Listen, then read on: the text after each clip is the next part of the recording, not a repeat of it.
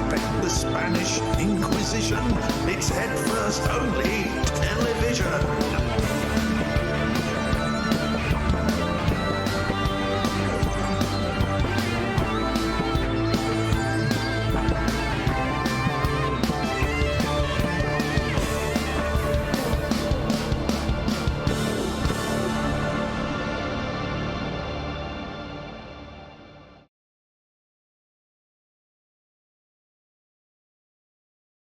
Good evening, good evening, good evening. I have sound, and the microphone's been moved back to its previous position. Good evening to Array of Emotions. Good evening to Riako Music. Good evening to Atitlan.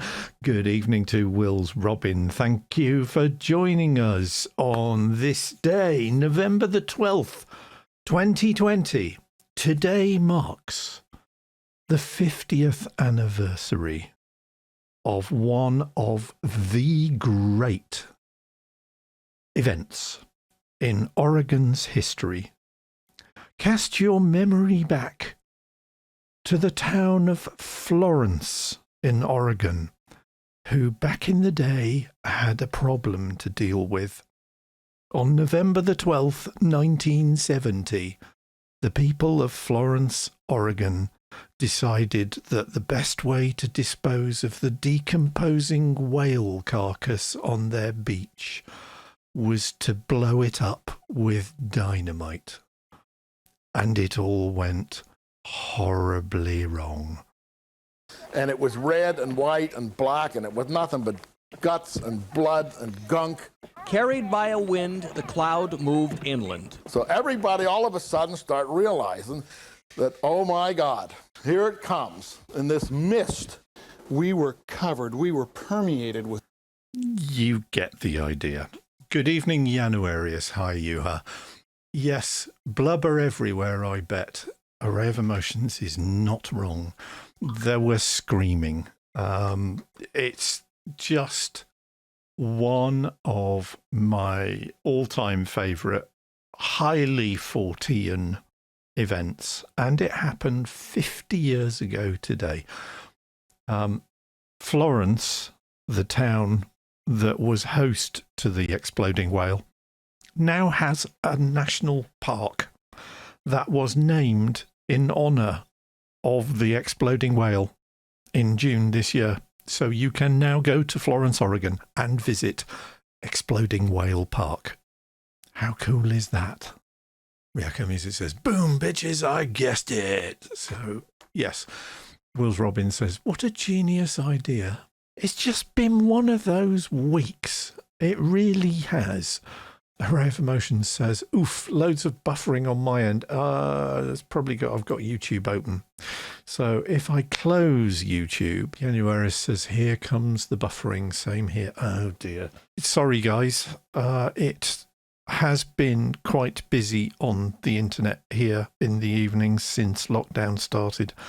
I don't think I've got a problem with this machine talking to the router, so I'm afraid it's probably just the local internet being slow. January says everybody is twitching, so Twitch server is bogged down. That is also probably very true. It's not a problem in Chris's end. I've got enough problems in my end as it is, mate. I really have. In an attempt to squeeze the last drop of performance out of this machine, for reasons which I will discuss shortly, I took the lid off and poked around, and yes, I have even been getting into BIOS tweaking. I had a look at the memory chips on my machine because it's got 32 gigs of RAM in it, and it's a Skylake i9 9900 something or other processor, so it's a fairly quick processor. And realised that the Asus motherboard had basically said, yeah, we'll just pick average speed for your RAM. And it was running the RAM at 2166 megahertz. Had a look on the chips, and the RAM chips and the motherboard are rated at 3200 megahertz, which is nearly 1.5 times the speed. So I tweaked the BIOS so that it is now running the memory at the speed that is written on the memory chips. So hopefully that should have improved performance, but clearly it hasn't. Where it says there's a tool you can see if you can using the best server. Oh, and of course the URL, because I strip URLs out of chat. I sometimes end up just switching it to Frankfurt or whatever. I would not know where to start. I will do my homework. Thank you for pointing that out, because this is something I was not aware of. So switch Twitch servers. There's a tongue twister in that, I think. So as always, first rule of Chris's working in a recording studio, songwriting, music composing, anything else. If you have an idea or you have something you want to remember, write it down, because when you get to my age, you'll have forgotten it in about half an hour. Short-term memory, yeah. Let's not mention the Alzheimer's, shall we? Which is what my father has been suffering. You can change the location in OBS. Okay. Not going to touch OBS. We had that problem last week and that did not go well. So I will do my homework and I'll do it for the next stream. But thank you for the information. That's very helpful. So yeah, decided that maybe, given the news that dropped yesterday, I ought to max out my motherboard on the PC. So it's currently got 32 gigs of RAM in it. The motherboard can take 64 gigs of RAM, and I've been having real problems, as Yano Arias knows, because it was doing it while I was on his chat earlier in the week. My video rendering machine downstairs is really struggling and falling over, and it took me 3 attempts to render Sunday night stream for putting it out on YouTube.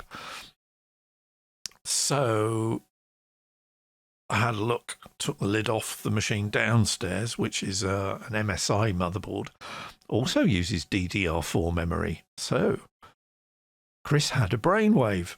Chris thought he could take the 32 gigs out of this machine and put them in the machine downstairs, because that's only got 16 gigs of RAM, and order 64 gigs of RAM to put in this machine. Yay! Ordered it yesterday for next day.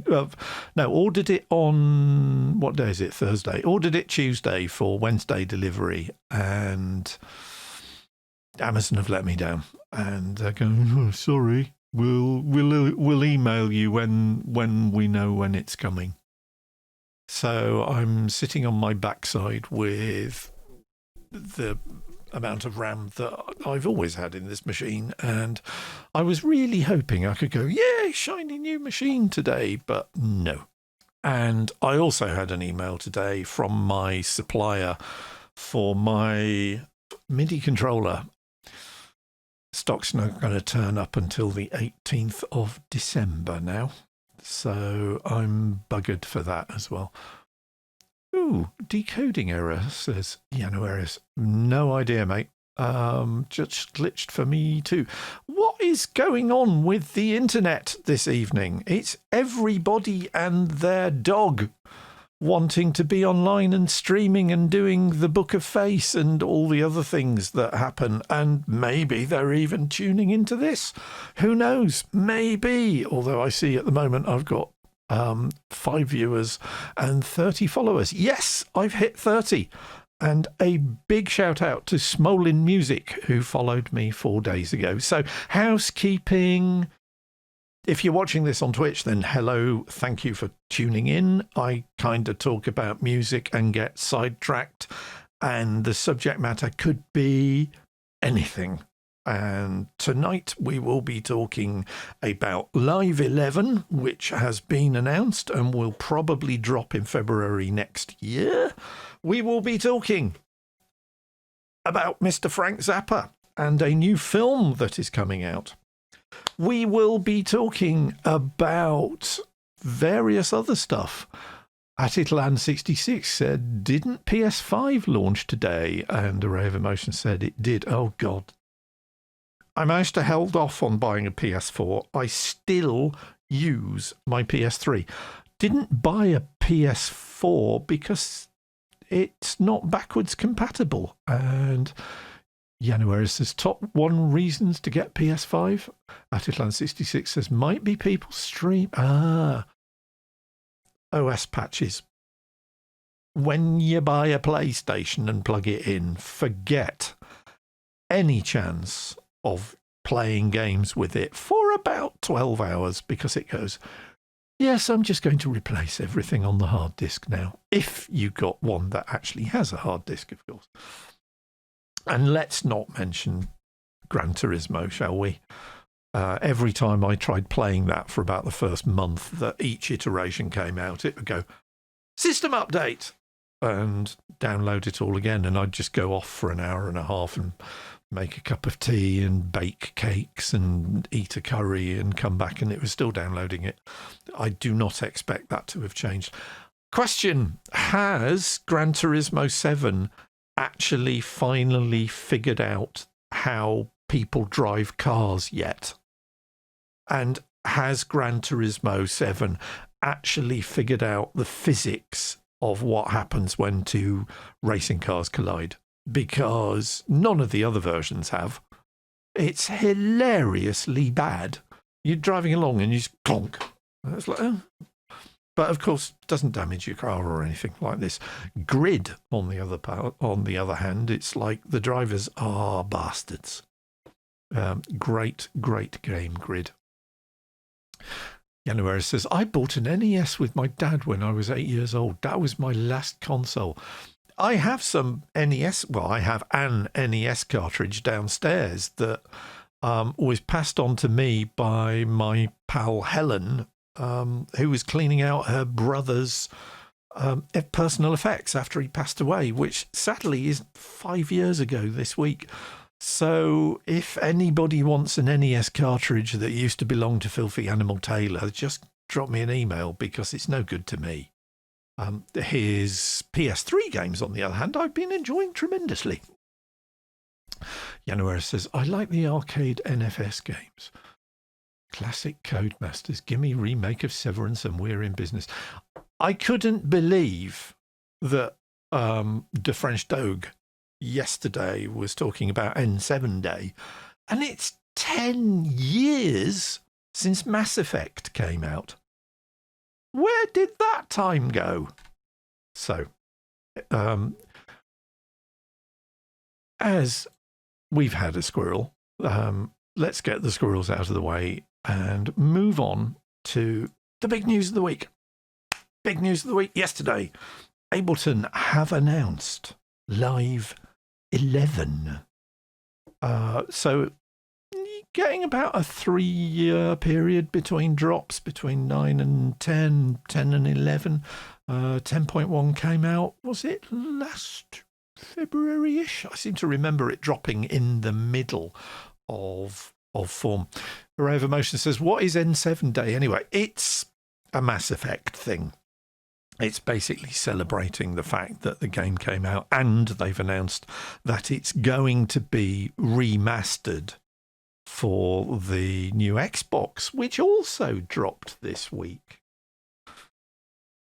if I remember correctly. But yes, N8 is better than N7, says Januaris, or greater than N7. Well, this is true. Anyway, yeah, Live 11. Lots and lots of really interesting stuff in the 3-minute trailer that they've put up on their site. So have a look on ableton.com for this is why it's going to be really cool, but it is going to be really cool.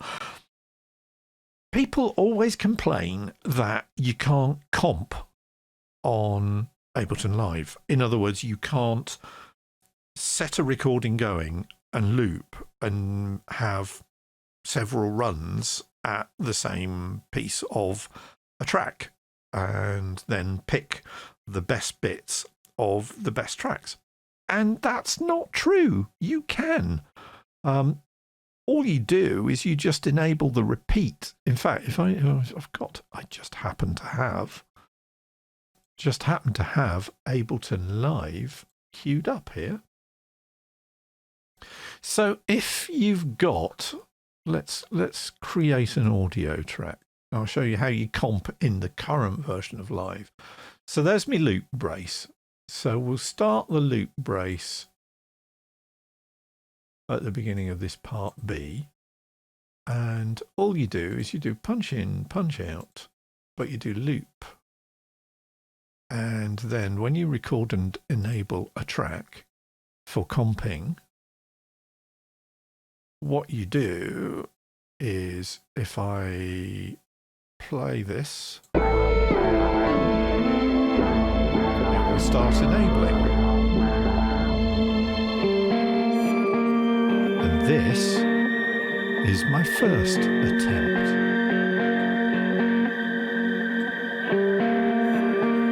And this is my second attempt.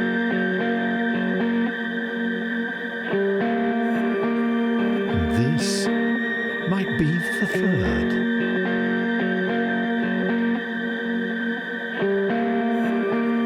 And finally, the fourth. Okay, so it looks like you've just got one take, but you haven't. Look what happens if I stretch it back out.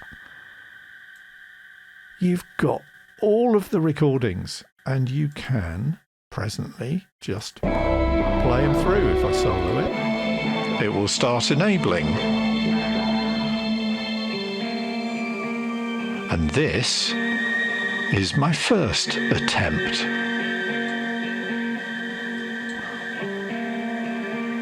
And this is my second attempt. So you get the idea. It's relatively simple to do multiple takes, and goodness me, that microphone is hissy. So I probably need to reset the ROM on my mic mechanic. Although it sounds all right at the moment, it's probably wound up to a certain extent. So anyway, on the current version of Ableton, you just stretch stuff out and then cut and paste, pasty, and everything else until you've got a composite or comp take that you're happy with, and then you're good to go. Not anymore. Live 11 has introduced the concept of lanes on a track. So instead of just looping back to the beginning when you've done your first comp, it spawns a new lane and then drops the recording into that lane until it hits the end of the loop brace, and then it spawns another lane and gives you another bit and then another lane. So you get multiple lanes within tracks. So it's going to get very complicated, but graphically it's going to look absolutely simple. They have also announced simultaneous editing and cutting and pasting and everything else of multiple tracks at the same time. So you can select and have a look at the video. It makes a lot more sense when you watch the video than me waffling on about it. But I got quite excited about that. I got even more excited by the fact that they appear to have finally sat down and thought, you know what, follow actions just really aren't clear enough for people. People just aren't getting follow actions. So follow actions have been significantly revamped, and you can now follow and do jumps to a specific place, which is going to be really useful. I taught myself follow actions as something to keep me occupied just before February Album Writing Month this year, and brought out an album which you can still buy. And if I go to my Bandcamp page, I'll call it up for you. It's a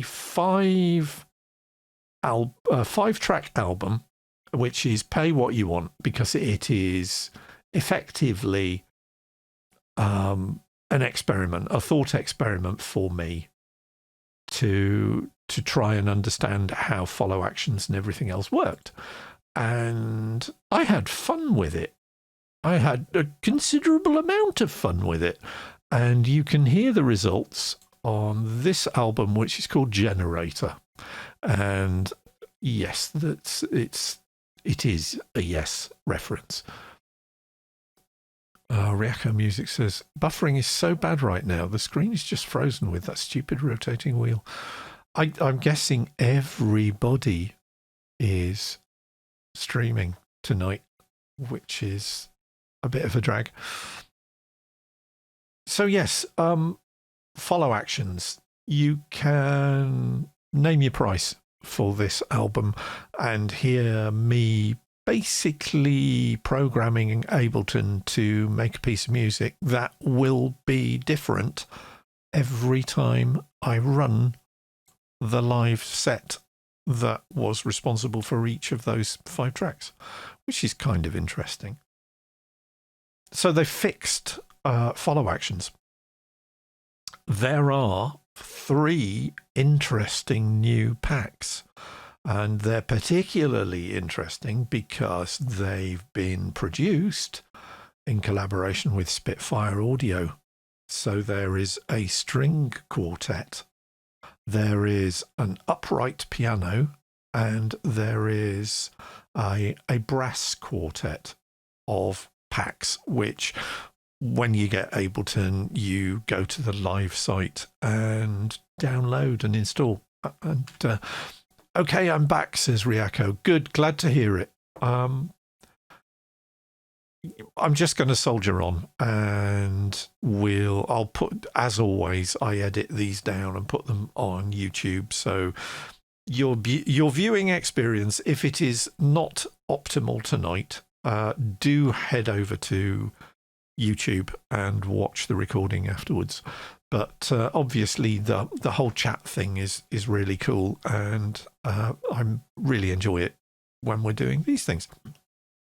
So yeah, follow actions have been updated. They're doing comping with the introduction of stuff called lanes. There are 3 new packs from Spitfire Audio that are part of the Ableton Live suite.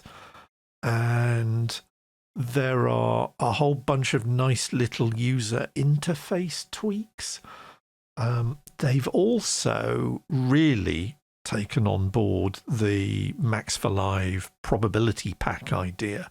You remember I've been raving about 3 or 4 plugins that were developed for Max for Live that enable you to program the probability that individual notes will sound as a Max for Live app. As of Live 11, it's just going to be in the piano roll. You can literally click on a note in the piano roll and assign it a probability that it will sign. How cool is that? And interestingly enough, I was this week years old when I discovered that I could actually edit any MIDI control information after the fact in Ableton Live. There's me thinking, oh, it only does velocity. No. So if we go back to Ableton Live, so I had the Moog modular, one of my Arturia V collection favorites. And yeah, there's a little button here which I hadn't known the significance of before. Click it, you get an extra column in the clip window which says envelopes, and then you just go MIDI control, and there's all my pitch bend information. This is a new world for me. I will be using this, or rather abusing this, to a significant amount in future, I think, and I'm hoping that the interface will be a lot cleaner in Live 11. Me being me, I have already signed up for the upgrade from Live 10, which is actually cheap for an upgrade of that significance. So, and I won't get charged for that until Live 11 drops, which, as I say, I reckon will be probably during February album writing month. It was February the 6th, the last time Form dropped. So, Ryako Music and Array of Emotions are having connectivity problems. I hope you're all still with me. Atitlan says, like Cakewalk, talking about comping, like Cakewalk worked when you demoed that, also the way Studio One works. Yeah, it's not Steve Jobs' reality distortion field effect of saying, new feature that everybody else has had for 15 years, but yeah. And in a strange and completely unrelated and completely random coincidence, my phone just updated itself an hour ago. I'm now on Android 11, which I didn't know was going to be a thing. Ryako Music says, still here. Good, glad to hear it. So yes, very excited about Live 11. Lots of... One other thing, not really going to be much relevance for me, but for other people, I can think of a few people that it will be very useful. You can assign a microphone input to Live 11 while you're performing a set. And the microphone input is used by Live 11 to judge the tempo or at which it should play back the live set. So it will follow the tempo of your drummer, which is not necessarily a good thing. Wills Robbins says, haha, technology. Yeah, indeed. So there will be more fanboy squeeing from me about other things that Live 11 does, either as more information gets dropped or I start talking with people who are on the alpha program or the beta program, because there are a few people I know who are on it, and they're all probably, they'll watch the recording of this going, oh yeah, I've been using it for 3 months. I was like, yeah, thanks guys. So Array of Emotion says, well, if it's not if your drummer is Lars Ulrich. Poor Lars. Yes. And the rest of the band were well aware of that fact from very, very early days. But yes, he's done all right for himself, has Lars. It has to be said. I ordered me RAM, hasn't turned up. Ordered me keyboard, isn't going to turn up. If I'm lucky, I might get it for Christmas. And I've ordered Live 11, and that's not going to turn up until February. I'm seeing a trend here, and extrapolating the curve is not looking good. So, enough waffle. We've been going for 15 minutes or so. I think it's about time I played you some music, don't you? So, as I said this week, I've been fighting with one track, and it's a track I played you a very, very early, very, very different version a couple of weeks ago and said, yeah, I'm not really happy with it. And I'm still not really happy with it, but it is now not sounding like it did then. Array of Emotion says, to be fair to Lars, some of his stuff he did on Master and Justice are pretty great. Yeah, it's true. And I mean, he was is an integral part of one of the most influential thrash metal bands that has ever been. Let's return to Ableton, back to Live 10. Lots of tracks, lots of guitar. But one of the things that I decided, you remember I was talking about I wanted the bass to sort of signify heartbeat and everything else. This track's called The Hag. So it's about sleep paralysis. It's about the phenomenon that used to be known as the Hag. in sort of 17th, 18th century New England. There is a very good book about night terrors, which I got a couple of years ago, and I'll put the title and the author up on the show notes on YouTube, or it may even have appeared as a subtitle when you watch this on YouTube around me now. But it's called The Terror That Comes in the Night, and it's about historically recorded and ethnographically surveyed recordings of people who'd experienced night terrors.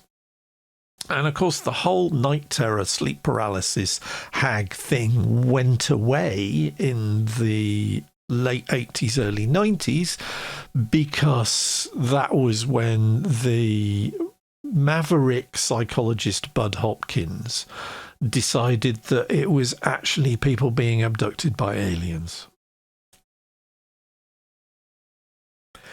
Yes, that was my experience and my reaction too. But so basically the idea, sleep paralysis, we're monkeys. We evolved as monkeys. We used to live in trees. We used to sleep in trees. Being able to move as you think you're moving within your dreams when you're asleep up a tree is kind of limiting evolutionary wise.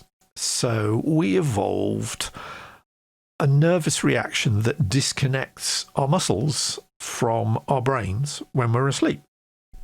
Unfortunately, that disconnection can get wonky, and it doesn't always get out of the way when you wake up again. And when you wake and you feel you can't move, there is also associated with that kind of a sense that there is something in the room with you.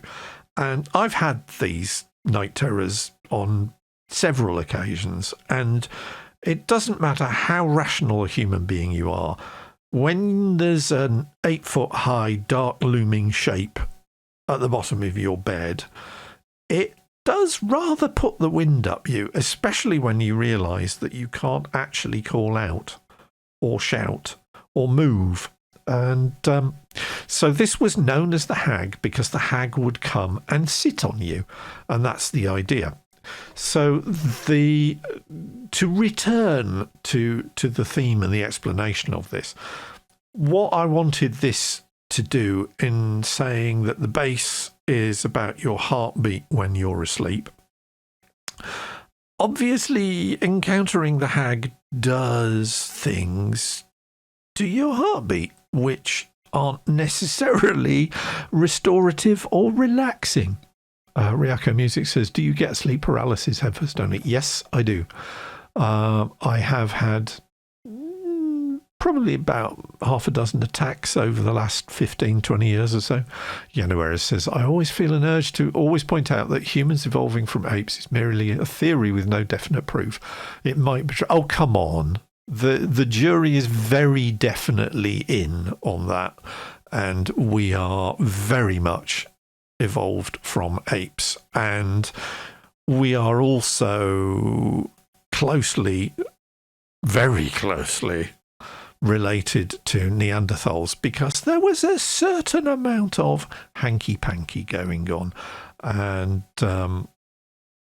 I've been lucky enough to see Professor Alice Roberts talk about the evolutionary antics that Homo sapiens got up to. Yes, cosmopolitan is probably a good way of putting it. Wills Robin, never had that. In fact, I don't usually even dream. Also, I sleepwalk, so it is me if you see a creepy figure during the night. Thanks for that, Will. Thank you. So, yeah, jumbled, interesting bass line. It's me. I'm thinking, if only I had a musical instrument that I could play jumbled, interesting bass lines on. And you've guessed it. It was stick time. So for those of you who are not aware, this is a Chapman Stick. It was invented 50 years ago by a Californian gentleman by the name of Emmett Chapman. who decided that the whole hammering strings onto the fingerboard was definitely the future. I got absolutely obsessed with the Chapman Stick after hearing Peter Gabriel's solo albums, because the bass player on Peter Gabriel's albums is a lovely chap called Tony Levin, who is a session legend. He's played with everybody from Pink Floyd to John Lennon, and he plays a Chapman Stick. So I finally got one in the late 80s, which I bought second hand, and it's been a go-to for me for funky bass ever since. So with that, I shall return to the latest version. So it says it's version 3. It's kind of more like about version 15, but this is the new version of The Hag.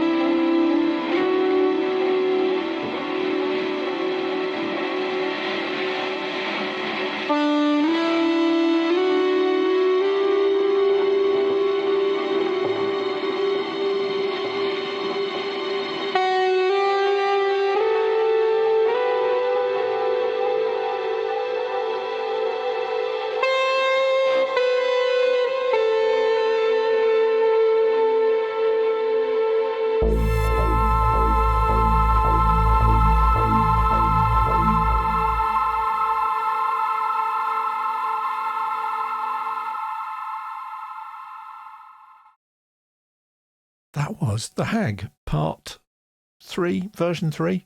Although, as I say, it's about version 9. And yes, we had an interesting extra little diversion in the middle because yours truly, being Muggins, had forgotten to turn the loop brace off from my previous demonstration. And Array of Emotions just says one word, and that word is microphones. It's a Chris classic, and he's not wrong. Januarius made a good point. He says, yeah, needs more presence on the stick. And that is down to the Zoom G3, which I was feeding the stick through, which the particular effect that it has minimal top end because it's all about the bass. And so I've actually, in fact, if I show you the effects chain for the stick, you can see I've got quite a lot of boost at about 2-3K and a lift in the sort of presence bandwidth as well. And yeah, it's kind of not really helping, but short of re-recording the entire stick bass line, I'm gonna tolerate that, I think, is maybe the best way of putting it. I've got to the point with this track where it's like, yeah, that's it, done. I'm just not gonna bother worrying about it. It's kind of brought it up to the same sort of level as the other tracks that I've been working on over the last few days, he said, trying to do 2 things at once by calling up another set in Ableton. Sunday show, I was talking about Frank Zappa, and Mel said, you've got to do your show and tell. And so I remembered. So this is the Real Frank Zappa book, which was written by Frank Zappa with Peter Occhiagrosso, who is, I can call up his website because I actually have it here. He's a journalist, writer, and he actually specializes in ghostwriting. He's done quite a few interesting music books, including one where he interviewed both Yoko Ono and John Lennon, and in fact concluded his set of interviews with John Lennon some 3 days before John Lennon was murdered. But it's quite interesting that he has a book here called Inside Out, which is exploring the out-of-body experience. So he's an interesting guy, and he worked very closely with Frank Zappa to develop the book. There are also brilliant illustrations by somebody I don't know an awful lot about, but if you see, it says illustrations by A. West in the opening here. But it covers everything. It's the thoughts of Frank Zappa in a convenient paper-based storage medium that is portable. So if I just flip through at random, the most important thing in art is the frame. For painting, literally. For other arts, figuratively.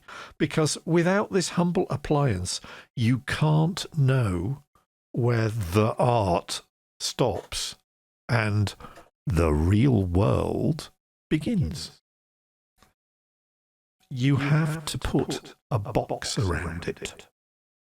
Because otherwise, what is that shit on the wall?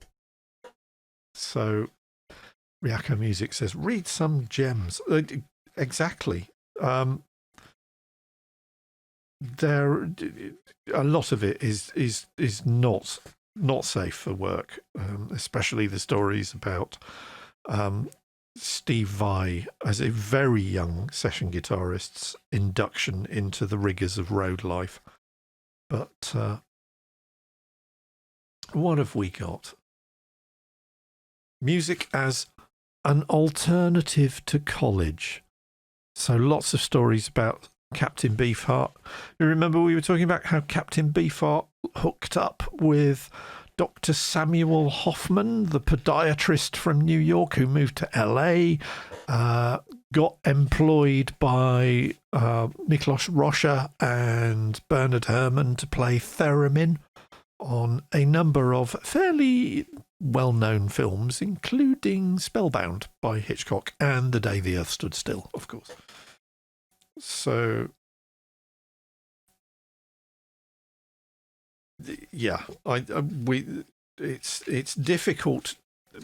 If I start reading this, I'm kind of going to end up reading the whole thing. But so what we're going to do, I'll just read a few paragraphs from the page that I've got open at the moment, which is about the summer of love and what happened when hippies finally hit the world stage. Picture a room like a long, narrow tunnel, actually a former art movie theatre that holds 300 people, easily 102 degrees at all times, totally humid and no air circulation. The floor of that stage had a green rug on it. When we filmed the Mr. Green Jeans video, the people on stage had stomped a bunch of vegetables and whipped cream into it, and it never got cleaned. The stuffed giraffe and the other toys we used in the show lived in a box on the side of the stage, along with chunks of dead vegetables. All organic matter in the theatre had begun to reproduce itself and was producing a bad smell. The rotten vegetables were only part of the early Mothers of Invention entertainment statement. I once proposed the construction of an apparatus which would have been a cross between a gallows and an old-fashioned shower stall. The shower curtain was to have been an American flag, and behind it, hanging from the gallows, was to be a side of beef at room temperature. I proposed to roll this out at the end of each show, play a fanfare, and open the curtain, releasing flies into the audience. Isn't that wonderful? So that's kind of Frank in his own words, and it's, if you can track down a copy of the book, it is absolutely marvellous, and the illustrations absolutely get it. The closing section on the war on music that was declared by the PMRC in the States is worth it just for the spectacle of somebody with Frank's searing intellect basically taking the piss out of a bunch of politicians who were as dumb as rocks. And this is the other book that I mentioned. Now, Ben Watson is an interesting guy. He writes for The Wire. He's been writing about music for 40-odd years or whatever else. And he's more than a little bit obsessed with Frank Zappa's work. But he's also very, very much a follower of the Situationists, and the fact that the title is Frank Zappa, The Negative Dialectics of Poodle Play, should give you a clue that he's also fairly into the work of Theodore Adorno, who was the guy who came up with negative dialectics. Dialectics is basically coming to arrive at a truth by dialogue between two opposing sides. Kinda hasn't worked out very well these days, has it? But back in the 60s and 70s, negative dialectics were all the rage. And of course, it goes right back to Socratic dialogue. But it is a mind-blowingly dense book, and just pulling apart the themes and the outrageousness and just the general psychological intent of Frank Zappa's work. And he did actually get to meet Frank, and I think even Frank was terrified of the book, because it really is. I mean, if I just start a chapter, Rev Emotion says, was that the Tipper Gore thing? The PMRC? Yes, absolutely it was. Chapter 12, Stagism, or Issuing the Oeuvre. Stagism. The CD medium gave Zappa the means to release the collected history of live Mother's music he had been promising since 1969.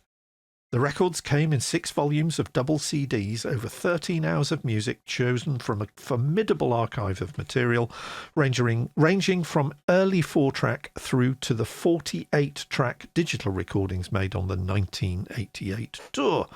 With the release of 2 boxes of Beat the Boots, a selection of Zappa's best bootleg legacy, issued by Rhino Records with Zappa's blessing, brackets, but not his involvement, close brackets. The stage series swamps the listener with material, giving a similar sense of vertigo as that induced by contemplating the discography of Duke Ellington or Sun Ra. As Zappa has pointed out, the stage series is primarily of interest to hardcore fans already familiar with the canon. One of its delights is to register differences between live and studio versions of familiar tunes. Next to no visual aids, the same Hollywood epic lettering on every cover, distinguished only by colour, and no overdubs mean that the music is reduced to the actions of musicians recorded in real time, a continuous flow of some of the most detailed compositions ever committed to musical memory. The only Zappa band to make substantial use of charts on stage was the Grand Wazoo Orchestra, sadly absent from the stage series. That's fairly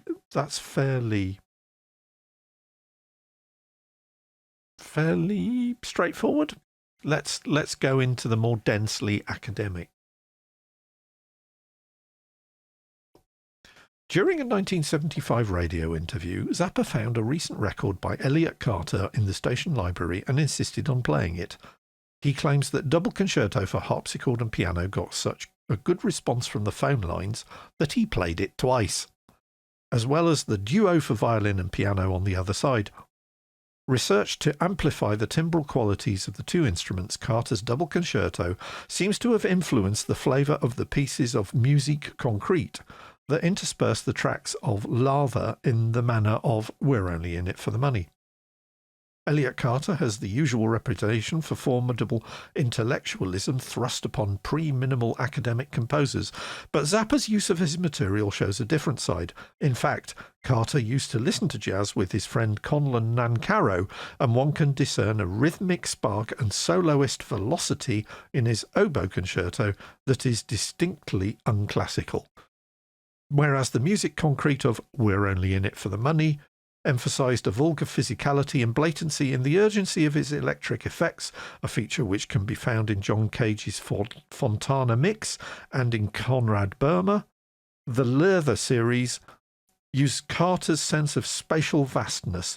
Zappa brings out the slithering delirium of Carter's music, the anxious beauties in its silvery sparkle. Set against Zappa's snatches of conversation, which centre on teen confusions over sexual identity, the serial harpsichord progressions and rattling percussion become psychodrama of the most immediate kind. That is The Negative Dialectics of Bugle Play by Ben Watson.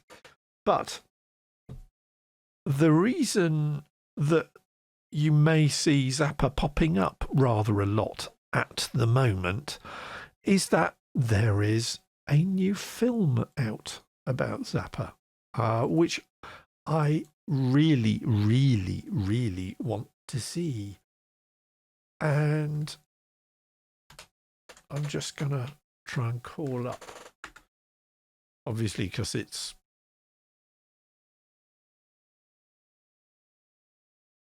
there we go. I can call up the Zappa website and show you the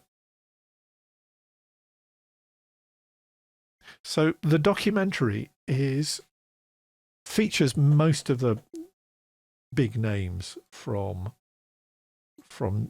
Zappa's past who are still operating musically, and it's directed by none other than Mr. William S. Preston, Esquire. It's Alex Winter. It's his passion project, and apparently he's done an amazing job on it. So it's getting really, really good reviews, and I really want to see it. So I'm kind of hoping that I will get a chance to see it on streaming services or whatever. Well, I mean, I quite like to see Bill and Ted 3 really as well. I keep on sitting down to watch movies. Riaka Music says, I forgot to ask you about that Nick Cage movie. How was it? I several times this last week or so, I've sat down to watch a movie and I've managed it once. So big thanks to Jess, who lent me her copy of Green Book, which was a beautiful film. Not what I was expecting at all, but really good and worth watching just for the spectacle of Viggo Mortensen eating a pizza Viggo Mortensen style, which will stay with me for many years. But the Colour from Space, which is a very, very odd, even for him, Howard Phillips Lovecraft story that has already been filmed, and the Boris Karloff movie Die Monster Die is actually an adaptation of The Colour Out of Space, although you'd never tell from watching it. The Nick Cage Colour from Space or Colour Out of Space, there's no definite article at the beginning, which bugs me for some reason. I have yet to watch, but I will report back when I've watched it. January says, oh, I just watched something excellent last weekend. What did you watch, mate? I need to know. Queen's Gambit. We were talking about Queen's Gambit on Mailstream last night, and that's on my list. So January says, wow. Okay. It's interesting that chess can be made into gripping television. Maybe there's hope for this race yet. But Riaka Music says, I'm in the middle of Queen's Gambit. No spoilers. So yeah, let's return to the music. Let's go back to, I've been doing more work on Tumult, which is the one that I was telling you about last week, that I'm actually beginning to get into playing with. Hang on, let's go to shelf cam because you can't see what I'm pointing at there. I'm really getting into this, the push as a drum kit. And okay, I mean, I've had the thing 6 years now. Never thought I'd be much of a percussionist because I'm rubbish at playing in tune, especially when you get latency and everything else involved. But I've really enjoyed using the push as a set of drums. So that's kind of what I've been doing. And I listen to these tracks on headphones late at night after I've sort of played them on the monitors and played them to you guys and everything else. And headphones bring out detail. And in some cases, listening on headphones has meant that I've taken a track and thought there's too much there. And in other cases, I've been hearing stuff and thinking there's too much of a gap there. Atitlan says, is that the one with the tempo increasing throughout? No, that was... What was that one called? Or is that this one? Hang on. Yes, it is. It is. So this is the one that goes from 60 to 100 beats per minute. And there was stuff missing. So one of the things that I've done is there is now even more piano. So I have one of Spitfire's little essentials 30 quid jobs, which is Oliver Patrice Vader, who has a set of really, really, really lovely pianos.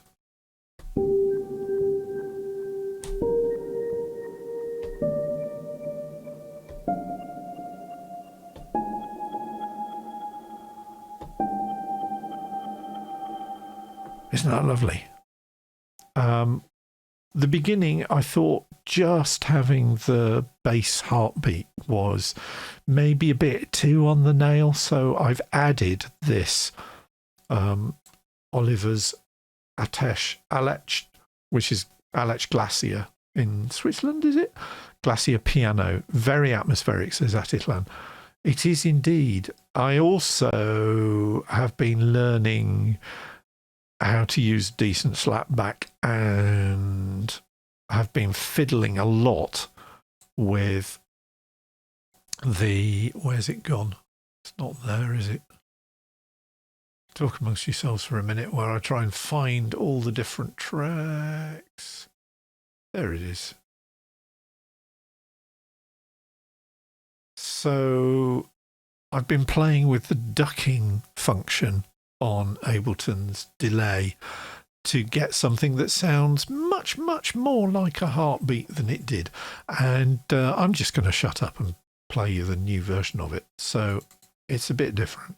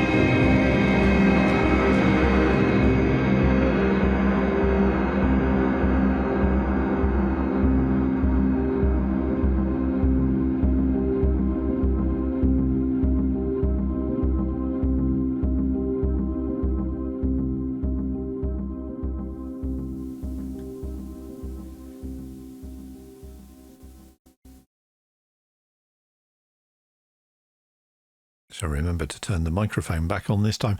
That is Tumult. That one's done. And January says, you know what? This one works as is, but I'd love to hear one with just static tempo as well. Yeah, interesting point. I've never listened to this statically. I don't know how flattening the tempo would mess up the guitars. But Atitlan says, very intense towards the end after that extremely pretty beginning. And that is the way of Anxiety Dreams. It's all lovely to start with, and then by the end of it, you're screaming internally, silently, and you don't think you'll ever escape. I have dreams like that on average 2 or 3 times a week, sometimes 2 or 3 times a night. Raka Music says, well done, you. Now I know what that really reminded me of, says Januaris. Stellaris soundtrack. Not familiar with that one. I'll have to check that one out as well. Yes, playing drums on the push. Push as you know, HFO becoming a drummer? Is this on the horizon, do we think? The track Gravitational Constant, says Januaris. Ryako Music says, same. Atitlan says, the Paradox game I don't play. Yes. I will check them out. The drumming stuff has kind of taken hold this week, is the simple way of putting it. I have been grinding through on other pieces of music. So when I got irritated enough on the Hag to just start shouting at Ableton because it was not sounding like what I'd got in my head, I went off and just tweaked a few of the other tracks on the Geometry of Sleep. So Anxiety Dreams, you've just listened to. That one I think that's done now. I'm happy with that. And it does exactly what I want it to do. Ryako Music says, I use my old Yamaha keyboard to play drums. My timpanis are off the chain. Yeah, there's timps in there. I love the BBC Symphony Orchestra timps. But I'm being subjected to a certain amount of peer pressure at the moment. And Dr. Spademan and Mr. Cooper Ryder, I'm looking at you. I think it was Z Coop posted on my YouTube, on my Book of Face page this week saying, what do you reckon? And when are you getting it? And it was the trailer for Spitfire Audio's Abbey Road 1. Wobby! Oh, I forgot. Here I am now. Well, better late than never. It's lovely to see you popping up. So good evening. I hope you're well. I hope Cheesy's recovered from the stress of all those wretched fireworks over the weekend. Abbey Road, which Wobby, I have seen a photograph of Wobby actually at the console in Abbey Road because she's cool. Abbey Road is kind of the dark side to Spitfire. Spitfire with BBC Symphony Orchestra and a lot of their other packages have all been recorded at the BBC's Meadow Vale studios. So you've got Meadow Vale on one side. It's got its own distinctive sound, which you can hear in the room mics on the BBC Symphony Orchestra pack. The Abbey Road Studio 1 is just an iconic room, and it has an iconic sound, which, I mean, you've heard any of the Star Wars stuff, was a lot of it was, am I saying that right? Certainly the early Star Wars stuff I think was recorded at Abbey Road because it was the LSO. But yes, they've got together a fairly large orchestra, and unlike the BBC Symphony Orchestra pack, which has you enabling individual instruments like violins, violas, trombones, cellos, the works, all separately, the Abbey Road 1 is more kind of for doing the stuff that we do, or that I'm ending up doing, which is kind of musical sketches where you don't actually want to do all the faffing around with, well, that's going to be the first violins, and that's going to be the second violins, and that's going to be the violas, and that's going to be the cello. You kind of want, well, I just want play the keyboard and the strings will do it. And that's why, going back to this track, what I've ended up using is Spitfire, rather than the free BBC Symphony Orchestra Discover package. For €29 or 29 quid, you can get yourself the Spitfire Audio Intimate Strings package, which gives you long consuelo, long flautando, long half sections.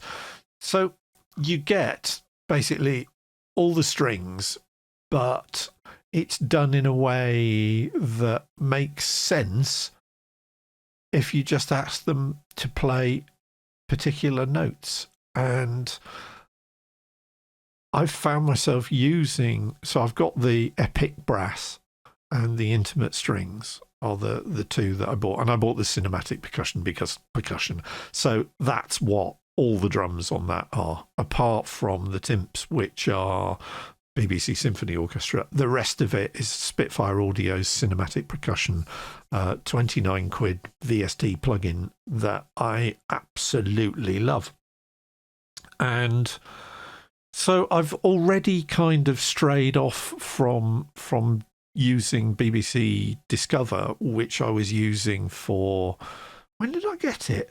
Did I have it for form? Certainly it's all over my work on 5090. But I think what I'm building up to saying is that even without Tom Spademan and John pressuring me into saying, you really, you'd get on with BBC, with Abbey Road 1, I'd kind of already decided I was probably gonna get it, because if you buy it before December the 1st, I think it is, December the 1st or December the 2nd, the price goes up 100 quid. And it's like,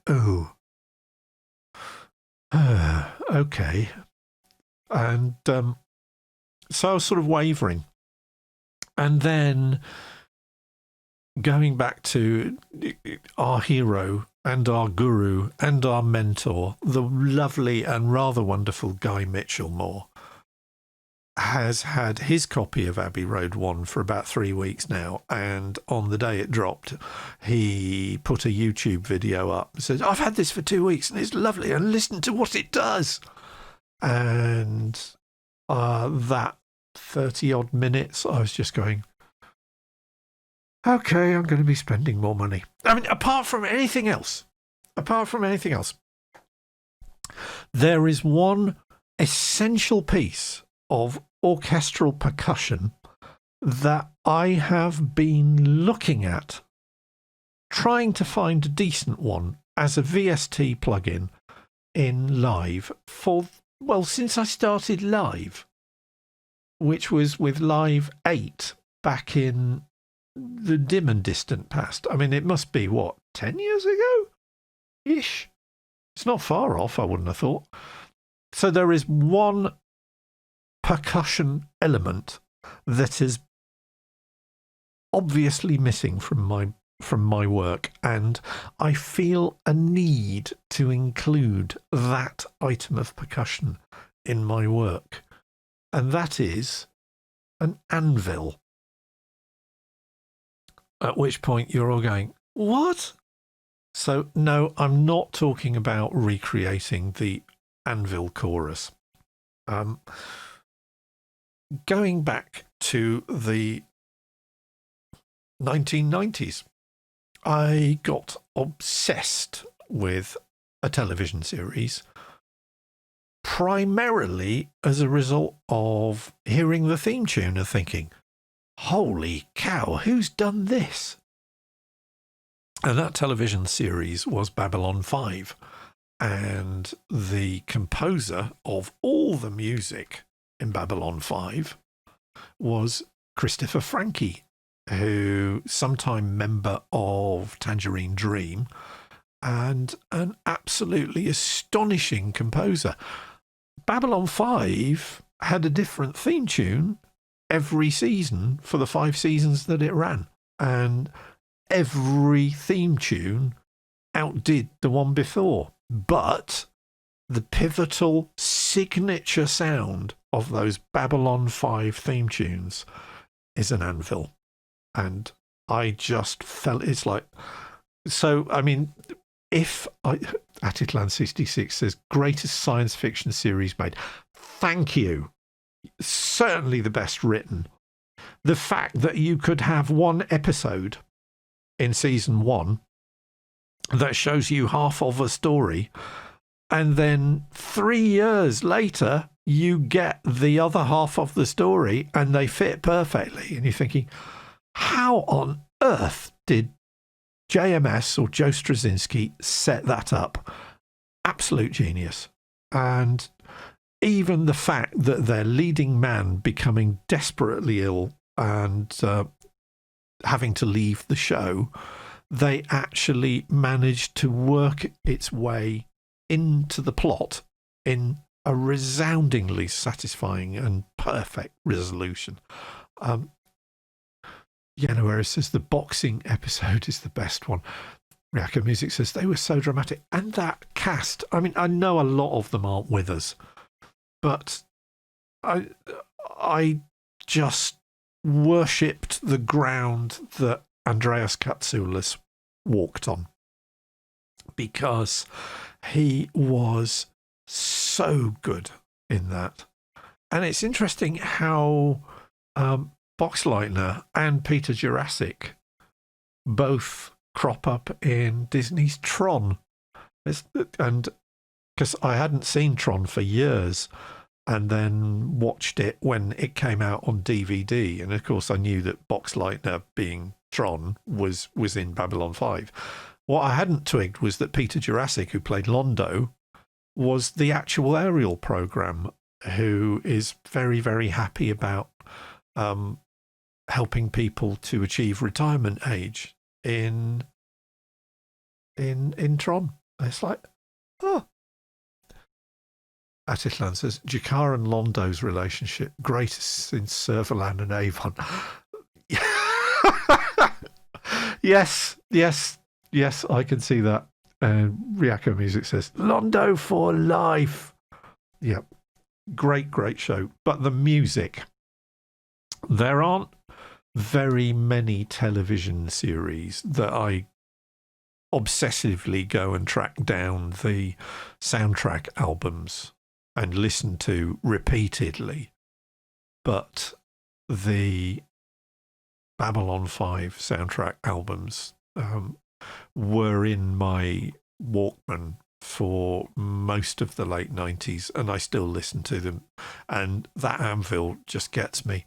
Yanuera says, how about Marcus and Ivanova? Just Ivanova in general. Claudia Christian, bless her, just owned that role. It's really interesting watching Midnight on the Firing Line, which is the pilot, because she's not in it. And instead, they have Tamlin Tomita, who we now know as a Romulan Vulcan badass from Star Trek Picard, but she plays the chief of security on the Babylon 5 pilot. And I don't think she was happy in the role, because she is so wooden and stilted. And it's like, that's not what she's like as an actress. It's really, really interesting. Atitlan says, Yanuera's 5th season a mess because TV company forced them to compress into season 4. Well, it wasn't even compressing into season 4. Basically, what happened was that Warner's gave Joe Straczynski a 5-year deal to write the plot. And then about a third of the way into season 4, Warner said, you know what, we're just going to pull the plug. We're not going to give you a season 5.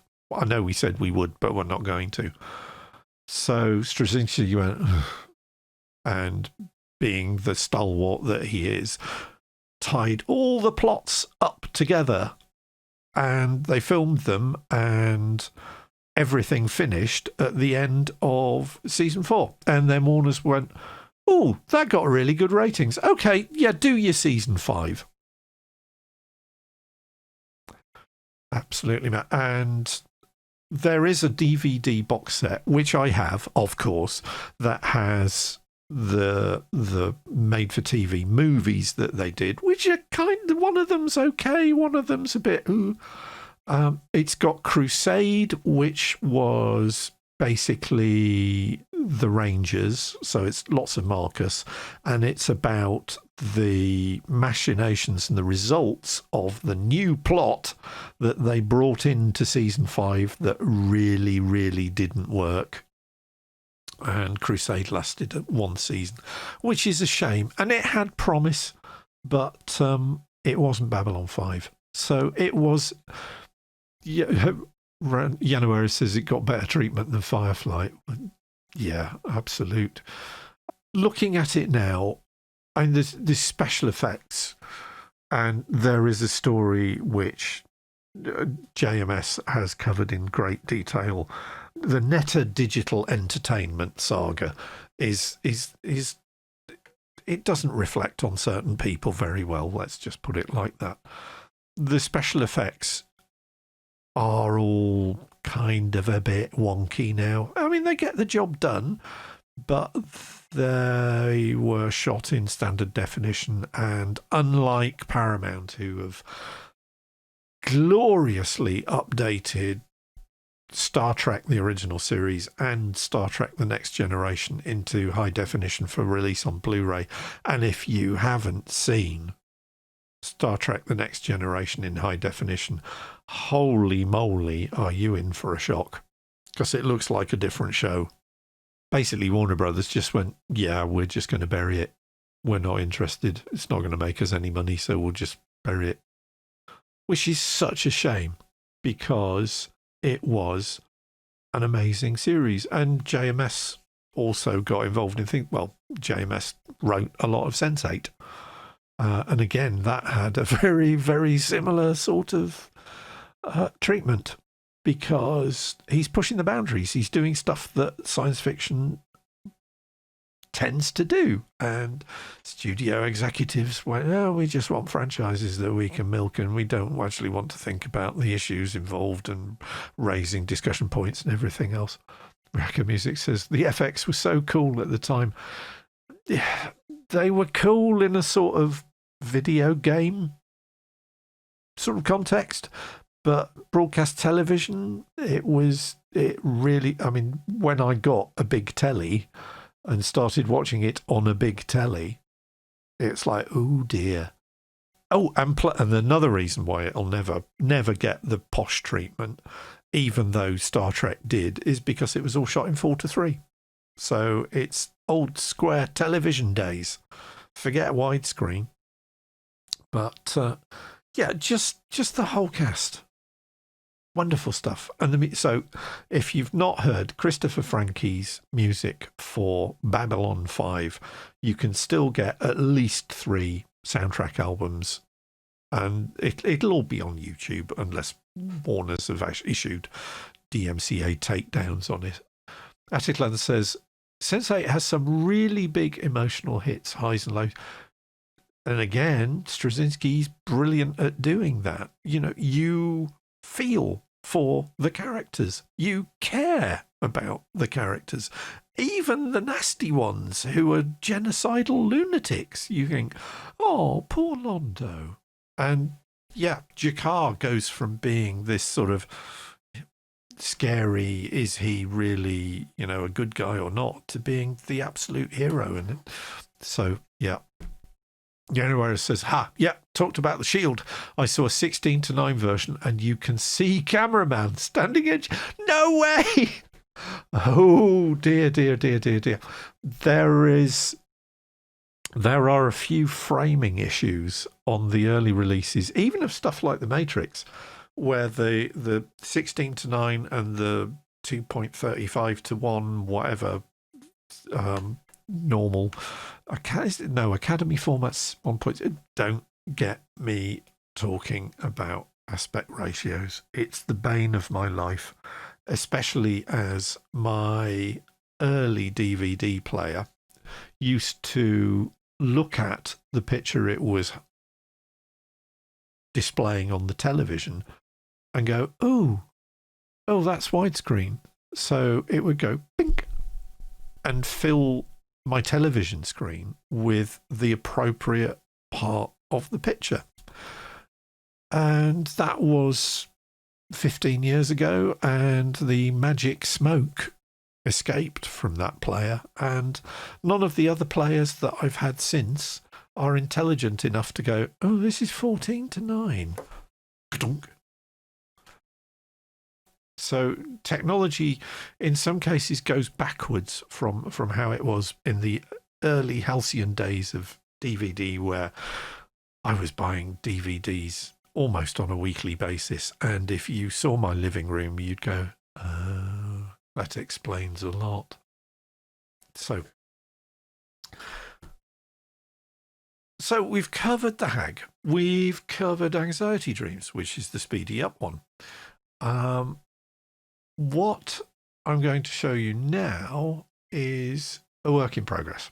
So it's kind of not finished, but again, it's going in interesting directions that I'm really, really pleased with. January says, who would have guessed that DVDs would become plastic garbage? I've still got all mine. I just can't find it in my heart to get rid of them, and I still watch them. So yeah, I and CDs and vinyl, and I've still got crates of cassettes. Let's go back to Ableton. This is Noctambulant. However, it is not the Noctambulant that I have played you before, because I opened the file up and played it a couple of days ago and just thought, this is a dirge. I hated it. I hated everything about it. And that was about the third version I've done of the track. And it's this thing that I am just doing things now that I wasn't capable of doing even in October. And like July is like, who was that guy? That's not me. And I'm no longer happy with a lot of the stuff that I was doing even 2 or 3 months ago. So Noctambulant version 1, although it was actually about version 3, has gone into the archive, shall we say, and I've started again. And once again, I've gone back to the Spitfire Audio cinematic percussion. I've used the Ableton Push to play it, so there's no finding MIDI files on the web and dropping them in. This is all just played in real time by me with a couple of fingers and occasionally thumbs as well. That's how serious it's got. And this is now Noctambulant version 2. I couldn't do an album without doing something in weird time signatures. So this switches between 7/8 and 6/8, and then back to 7/8. And the kind of vibe, this is Chris doing a sort of Mission Impossible, but with the with sort of ideas of Inception at the same time. So that's kind of the vibe for where this is. Although Noctambulant basically just means sleepwalking. So this is someone who dreams that he's a secret agent, but he's actually just sleepwalking around his house. Let's try again, shall we?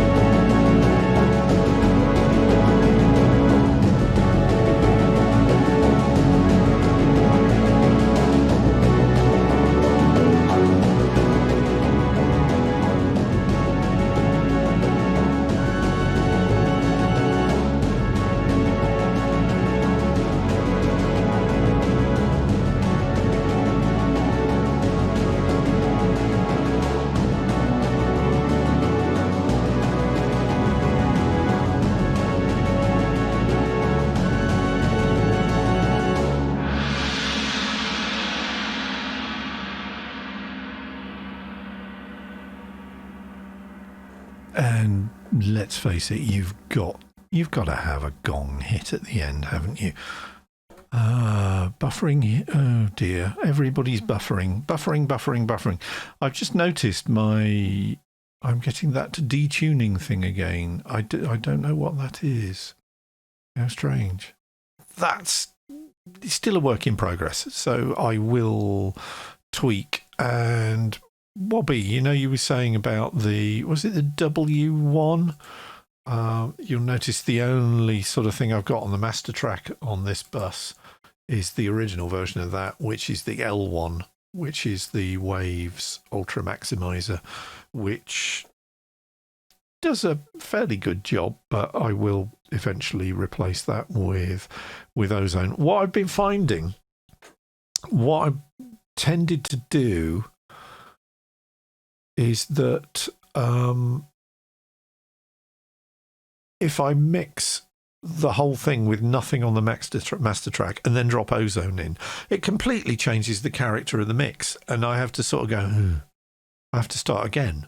So I've learned my lesson, so I always drop something like L1 in instead, because that does a sort of first pass of making stuff at the sort of volume levels that Ozone and Neutron and everything else will do when I drop them onto the individual mix tracks. So I learnt my lesson. But Ryako Music says it's a good start. So Bobby, what is this detuning thing? Because I'm concerned now, especially if I'm the only place that you notice it occurring. But Bobby says, "Yep, I like it." Okay, if you could sort of help by explaining what the detuning is doing, and I will then be able, I hope, to track down exactly what the hell's going on. But right, I've just noticed my little signal strength meter underneath me. So if I turn off me, my signal strength meter now, there, it was on just the lowest level possible earlier, so it's now almost full, which it normally is. So I have no idea what's going on with the internet, but people called me, Yanuera says, yes, people called me crazy when I said in Slack that I just throw a limiter in when I start to mix. It kind of warps, says Wobby. I wonder if it's so I wonder, detuning is the audio trying to catch up. Yeah, streams tend to drop chunks of audio out if the audio is lagging behind the video, which you'd kind of think it would be the other way round. So detuning is the audio trying to catch up, so I assume you have bandwidth problems, says Yanueras, and I would suspect it's bandwidth problems from me to the local exchange rather than anything at you guys' end, because you're all kind of seeing buffering and everything else, which kind of sucks, because you'd think with the internet speeds that I've got here, which are not too shabby, that it would be able to cope. But I'm just guessing everybody else tonight is watching stuff on Netflix and Amazon Prime, which is rather annoying, but such is life. So once again on this, as before, loads and loads of the original's intimate strings again. I'm just going to end up buying Abbey Road 1, aren't I? Because the things that I'm doing with this, I mean, just playing this now, because I haven't listened to this today, because I did this yesterday, and it was like, oh, that's quite good. I'll leave that to percolate for a bit. And listening to it now, it's like, is that me? Did I do that? And that's usually a sign that I'm getting somewhere with a track. And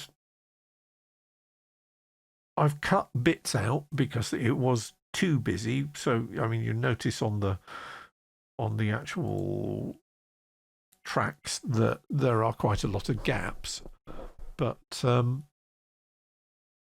I really, really, really did not expect this album to suddenly take a left turn into full sort of 60s spy caper orchestral Lalo Schifrin, arrangements in 7/8. But there you go. So I will see where this goes. Where it says if you've got utility for it, I will check. I've got a rather funky little utility called Glassfish, which is rather nice, that actually tracks and gives me nice graphs on input and output, but it's quite resource intensive and I don't have it running. But I will investigate, because it's you're getting a suboptimal experience, which is not good. The other thing is I just run a length of Cat5 from the router up to this bedroom, which would be a sledgehammer to crack a nut. But this is the kind of sort of thing. Do I really want to do DIY? Do I really want to punch holes in the ceiling and run some Cat5 and then pull up all the floorboards in here? Riaka Music says, will it still be ambient? Well, yeah, I mean, I've broken my own rule for ambient music by including percussion. It's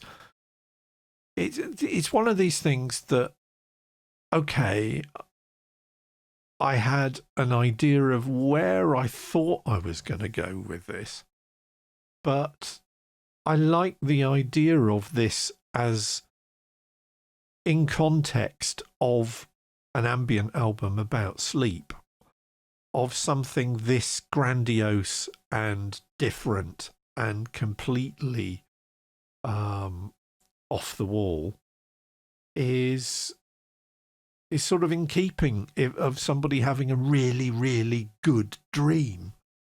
So I think I'm gonna probably just sort of see where it goes, and the subsequent tracks on the albums will be very much then back into the sort of ambient theme and everything else. So I do have a game plan, but this was very definitely a black swan, because I did not see this one coming, and it was all from just cranking out that cinematic percussion Spitfire audio plugin, and it's like, oh, this, and then of course it was like, right, okay, can I play the push and do percussion in 7/8? And then it was like, this is sort of Mission Impossible. So I went with it, and that's where it's got to so far. January says, no, do you have utility for acquiring Abbey Road? Yes, I'm trying not to burn through the capital that I have acquired over the last 5 years or so. But something like Abbey Road, it's like, yeah, easily. I do not need to worry about that. I will probably tighten my belt next year, but I will be in here hopefully making music, and hopefully making music that will start making me money, because that's kind of one of the reasons why I want to get serious about stuff. And something like The Geometry of Sleep, again, going back to, well, yeah, it's an ambient album, but it's also an ambient album with, spy movie chase caper things in it. I'm going to put these albums out, and the albums that I do over the subsequent months, while I get to grips with the new gear that I've got in here, or the gear that I've had for years, but it's been on a shelf and not plugged in. And it's a learning experience. So I'm going to make albums as part of that learning experience and put them on Bandcamp as pay what you want. And if people like them, then they can download them. If they like them a lot, they can pay me for them. But the idea is to have a body of work on Bandcamp that shows where I am now, or hopefully where I am at Christmas and beyond, when, I've got the final pieces of the jigsaw puzzle slotted into place in here, and I'm actually pushing stuff. And then, of course, we have all the additional functionality that is to come in Live 11. Oh, and one thing I didn't mention about Live 11 is that those Max for Live probability pack things that have inspired being able to adjust the probability that a note will sound in the piano roll in Ableton. There are new effects in Ableton, new plug-in instruments, and one of them is basically a gravity-based sequencer. And you're now thinking, gravity? And yeah, the idea, the watch the trailer for YouTube. How it works: there is a keyboard at the bottom of the plugin, and the plugin basically allows a bunch of ping pong ball analogs into a box above the keyboard, and the balls bounce around and fall onto the keyboard and bounce, and every time they touch a key on the keyboard they trigger that key, and you basically set how many balls you want to release into the instrument and how strong the gravity is and how elastic or inelastic the collisions are. And come on, physics nerd, I was just freeze framing watching the controls going, I've got to try that.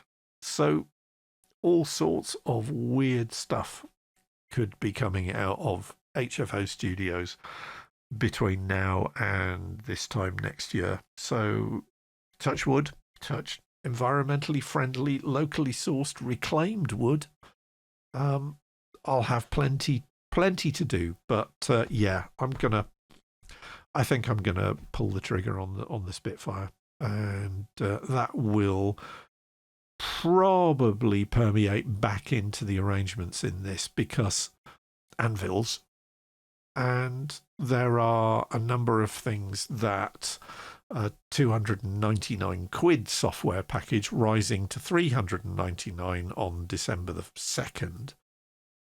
There are things that a package of that size, that the little 29 quid jobs that I treated myself to last month on the Spitfire Audio Originals line, just don't do. So yeah, who knows? I may get Abbey Road 1 and turn the whole of this entire album into an orchestral suite, but I'm trying to avoid doing this. January says, send your tracks out for reviews, create a spreadsheet of music press, create relationships with them. That's where the money is. Yeah, it's difficult because the press, as everybody else, is in a very bad place at the moment. And unfortunately, a lot of the larger magazines and publications won't even look at your stuff unless you pay them, which kind of sucks. So getting your track on a cover CD, for instance, does not come for free, which, when I discovered that, was like, well, that's just backwards. But that's the way the music business works. The music business is there to make money, and they are not bothered who they make the money from, whether it's the struggling artist who they encourage to get into debt, by giving them an advance to record an album, but taking them out to dinner, and then 2 years down the line, the artist then discovers that all those fancy dinners were actually coming out of their cut of the music business's income from their music, not the music business's cut of the income from the music. It's January says, but you don't need large ones. You need somebody who listens to exactly your music and people who follow that publication. Very true. Although, to be honest, the payoffs that I've had in dealing with music blogs and music magazines over the last 3 years or so, I'm not seeing a return on investment. Frankly, it's as simple as that. I don't have the money to throw at stuff that doesn't give me, a decent return. And to be honest, I am much happier just gradually building an audience here on Twitch.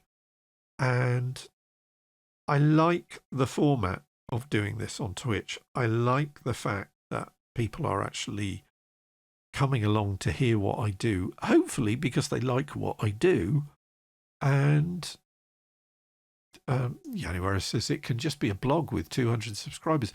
Yeah, I have a number of friends on Facebook who have podcasts and blogs with considerably more than that. But I'm not very good at promoting myself, as you may have gathered from the fact that, I've been going 6 months and I've got, 30 followers now on Twitch. So it's slow but sure, but all it takes is that one person to hear that one piece of music that engages with them and they think, oh, right, I could do something with this, and then everything can change. But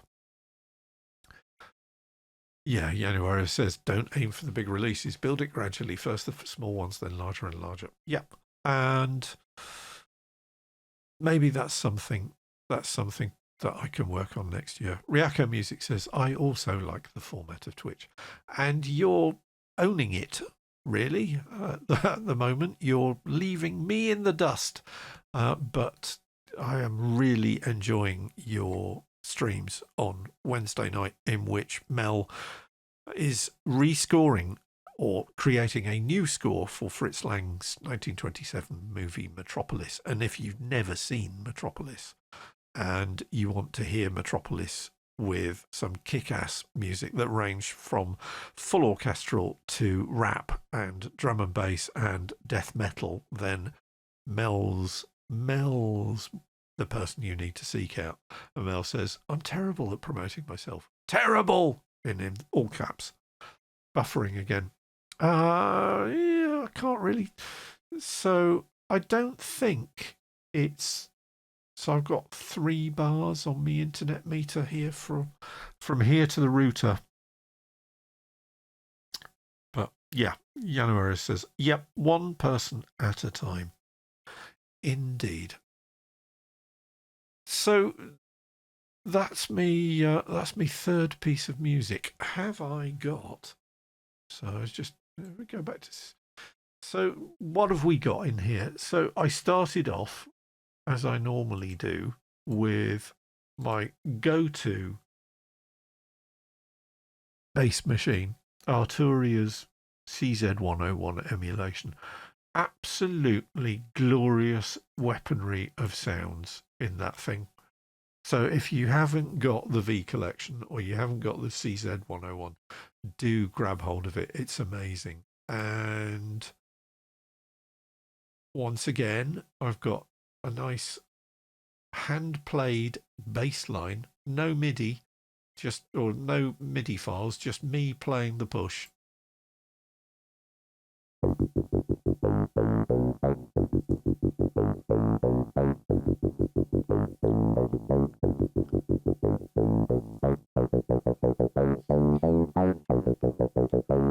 which I really like, but it was something missing, so I added pendulate. And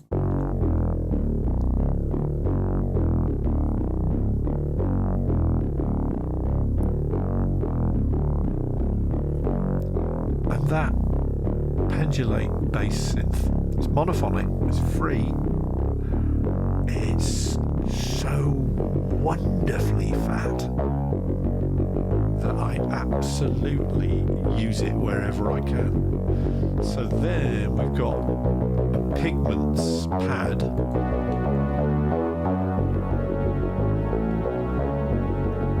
and yet more CZ101.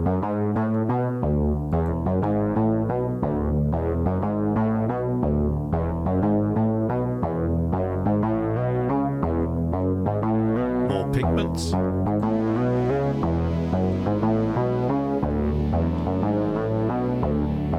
And a bit of brass. And woodwinds.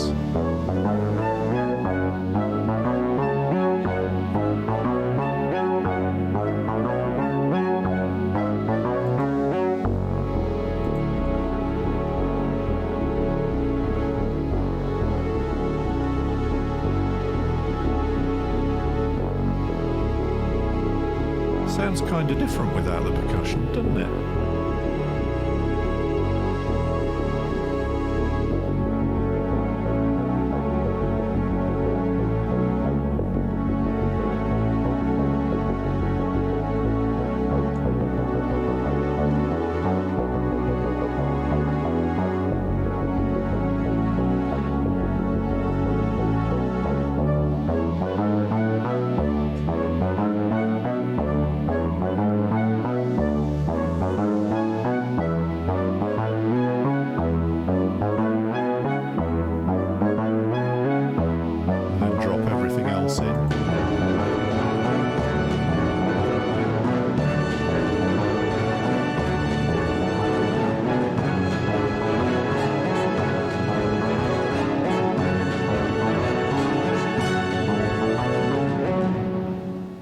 So Reacco Music says, I'm enjoying the woodwinds. Me too. I haven't been giving woodwinds enough love, I don't think. And again, because maybe that's because I'm thinking it's this whole illusion of choice thing, or choice paralysis, that with the BBC Symphony Orchestra Discover package, which is free. So for those who are thinking about getting orchestral arrangements under their belt with their DAW, if you've got a DAW that takes VSTs, then you're sorted. Go to the Spitfire Audio site, fill out a questionnaire. They just want to know how you work on music. What platform do you work on music? Do you make money from working music? It's just basically to see who you are as a person and how you fit something like a MIDI orchestra into your musical adventures. And when you fill out the questionnaire, 2 weeks later, they enable your email address, which you use to run the Spitfire Audio app. And it will just add the BBC Symphony Orchestra Discover package to your list of things that are yours in the Spitfire Audio app. And it's about quarter of a terabyte, something like that. It's about 250 gig. 250 gig? Is that right? No, it can't be 250. 250 meg. It's tiny. Yeah, it's a quarter of a gig. And it's very good, but like Mel says, I love woodwinds. So do I, but then I go and load up BBC Symphony Orchestra Discover and go, do I want flutes? Or do I want flutes and piccolo? Or do I want flutes and oboe? Or maybe it's bassoons and oboe? Or maybe it's piccolo and bassoon. And the next thing you know, I've been sitting there for half an hour and I haven't made a decision at all. Whereas with the Spitfire Audio Originals, it's just, I want woodwinds. And so if I go to one of these appropriate tracks, yeah, it's just woodwinds, short. And that'll do me. So if I solve it,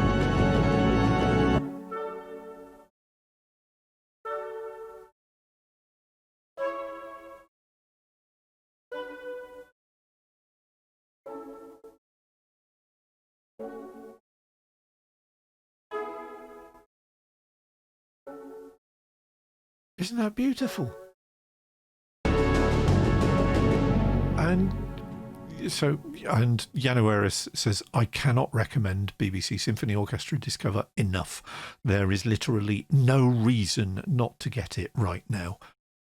And we're also getting into Blender in the chat. And for those of you who are not aware of Blender, it's a absolutely free 3D modeling package that allows you basically to do anything from high-end three-dimensional computer graphics to animation. And it actually lets you do game dev, doesn't it?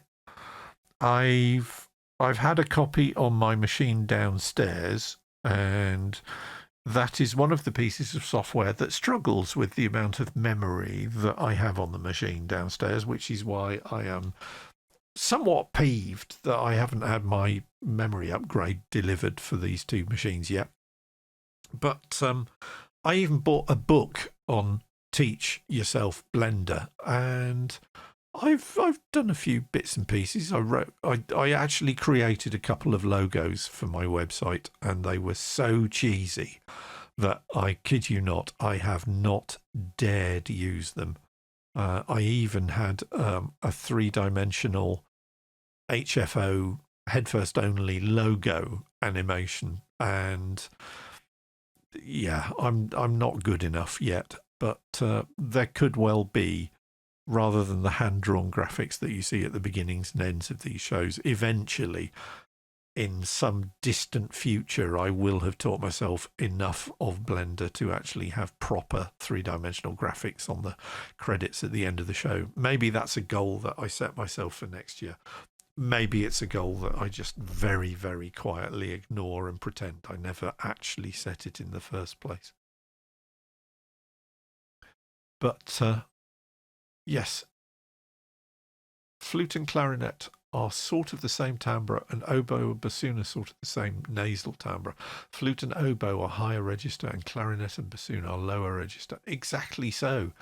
And we're back to the small films, Oliver Postgate and Peter Firmin.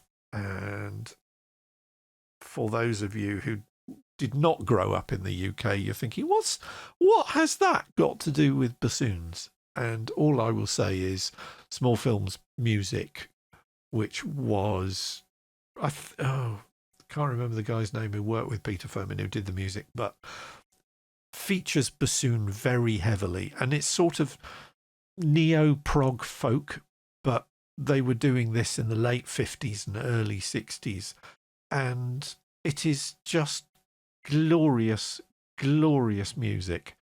And some of the early episodes of small films are on YouTube, so I would highly recommend, if you are not aware of them, check out Bagpuss, check out The Herbs, check out The Clangers, check out Noggin the Nog, and listen to the music, because the music is joyously good. And recently, Noggin the Nog is basically about a sort of mock Icelandic saga. And for some reason, somebody had taken one of the 1950s black and white Noggin the Nog films, and each episode's only about 5 minutes long. They were always shown just before the news on the BBC at tea time, in between things like Magic Roundabout or God, what was the one with Hector's House and all these terrible. Some of them were really good, some of them were dire, but the small films ones were without doubt some of the best. There was a BBC thread as well at lunchtimes called Watch with Mother, and small films basically owned the Watch with Mother franchise because all their shows were on it and they were all brilliant. And even in my 20s, if I was at home, it's like, oh, Watch with Mother's on. I wonder what's that. Oh, it's Knocking the Nog. Click. Watch those. Wobby 123 says, I love those. They are superb. Really funny as well. I mean, the Clangers ones are so funny. But the music, that bassoon, for me, will forever be associated just with, cardboard cutout animation. Really, really low-end animation production standards. But who cares? It was brilliant. And to finish the story that I kind of started but didn't finish, this 1950s black and white version of it, somebody has put on YouTube a version of Noggin the Nog, but they have translated it into Old Norse. And it is recited in Old Norse, like Beowulf, or Old English. In fact, I can't remember which one it is now. I will subtitle it when this goes on YouTube, but memory's not what it was. Ryako Music says, clarinets feel like a smooth bechamel sauce. The only thing with clarinets, and it's not necessarily a bad thing, but there is the temptation to go full klezmer when clarinets are involved. Unless you are Alex and Eddie Van Halen's dad, who actually put a brilliant clarinet solo on a Van Halen track. Did you know that? Yeah. There is a cover version of an old 1940s, 30s song called Big Bad Bill is Sweet William Now, which was, I have a version by Leon Redbone. Bless his cotton socks. The French Doge. Shit. I'm way too late. No, mate, you're here. That's what counts. Good evening. Yeah, there is a clarinet solo on a Van Halen track, and it's Alex and Eddie's dad, which I think is lovely. Ryako Music says, lol, the French Doge. So, the French Doge says, how is everyone doing today? And I think the answer is, well, I'm ticking over. I'm sick of being sick. It's nearly a year since I was diagnosed with a kidney stone on one kidney and a cyst on the other, and they're both large, and they're both making their presence felt at the moment. And I'm sick of having to drink 2.5 litres of fluids a day to try and hold them off, and I'm sick of not being allowed chocolate or nuts or peanut butter or... Yeah, I've had better days, but Ryako Music says, doing fine, and that's all we can do. Wills Robin says, I'm still alive, so I think that I am doing okay. And that is indeed the spirit, as De French Dogue says. So, yeah, I'm surviving. I will be happier when me computer memory upgrade arrives for this place, and hopefully I can sort out the streaming issues and the buffering issues, but I have a feeling that is just lockdown making its presence felt on the village's connection via the internet to the wider world. But it's going up for 10 o'clock now, so I'm guessing that most people are beginning to call it an evening for streaming. And so have you guys seen any buffering in the last, say, 15 minutes or so? I reckon it's normally between about 7 and 9 that it happens. Here's the thing. Back in the day, when I was first on broadband in this house, and that's a good 15-ish years ago, we had fairly slow broadband, but it gradually got better, and I tweaked various bits of wiring between the computer and the junction box outside that belonged to BT. So I was getting up, and then we got proper, not fibre broadband, but we got proper always-on broadband, and it was like, hey, superb! Except that at about 3 minutes to 7 every weekday, my broadband would just go, not just slow down, I mean vanish. And it's like, WTF? So I had a word with a few neighbours, and they said, ours does that too. It's usually about 5 minutes to 7 until about sort of 8:30, 9 o'clock, and then it all comes back, and it works fine. And it's like, this is very odd. So rang up BT, and BT tested the line. Of course they did, and everything else. Absolutely fine. No, can't find a problem. And this went on for months. In fact, it went on for over a year. And it kept on happening, and people kept on complaining. And we got the local MP involved, and he was asking questions in Parliament about whether BT were doing strange things to the signal here.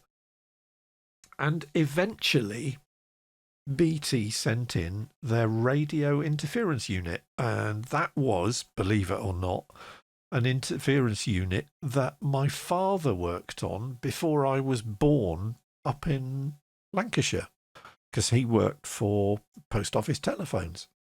And the RF unit's job is to see if anybody is, well, normally it's used to see if people are running pirate radio stations out of their bedrooms.